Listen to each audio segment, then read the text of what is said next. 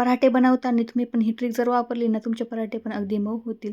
आता माझ्याकडे ना इथे मेथीची भाजी होती. आता भाजी खाऊन कंटाळा आला होता म्हणून म्हटलं याचे काहीतरी वेगळं बनवावं म्हणून मी ते पराठे बनवायला घेतले होते.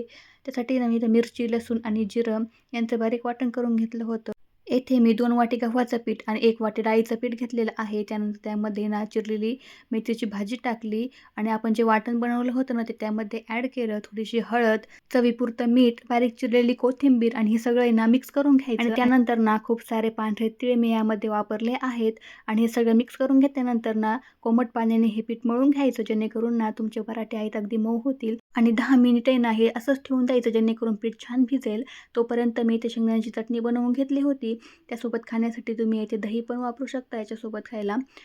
आणि आपण चपाती जशी लाटतो ना, त्याचप्रमाणे हे लाटून घ्यायचं आहे आणि छान खरपूस भाजून घ्यायचं आहे दोन्ही साईडने तेल लावून.